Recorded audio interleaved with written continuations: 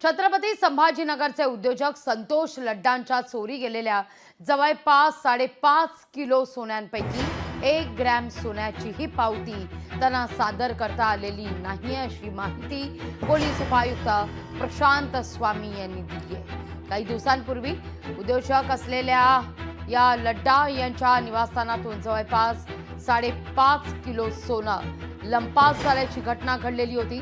सोनं जप्त करून फरार आरोपींनी देवदर्शन केल्याचं देखील समोर आलेलं आहे। सोनं लंपास करून त्यामुळे लड्डा यांचे या सगळ्या संदर्भात आता अधिक याविषयी चौकशी सुद्धा होताना दिसते। अधिक माहिती घेऊया आपले प्रतिनिधी सचिन बडे यांच्याकडून। सचिन, काय अधिक माहिती या सगळ्या संदर्भात? लागवीजी मराठवाड्यातील सर्वात मोठा दरोडा म्हणून या दरोड्याची ओळख आहे। या दरोड्यामध्ये कोट्यवधींचं घबाड गेलेलं आहे। त्यामध्ये सर्वाधिक जास्त लक्ष केंद्रित होतं ते म्हणजे 5.5 किलो सोन्यावर।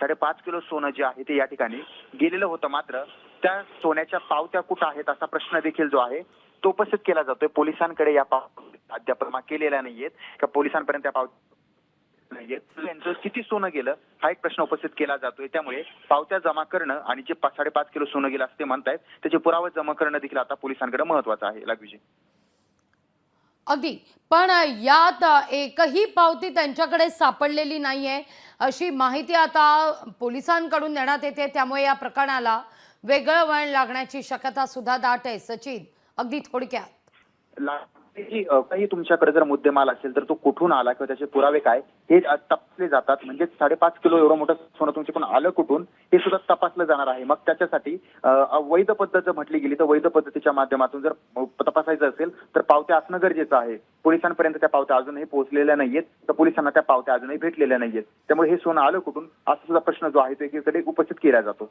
लागवीजी सचिन, धन्यवाद तुम्ही दिलेल्या माहिती करता।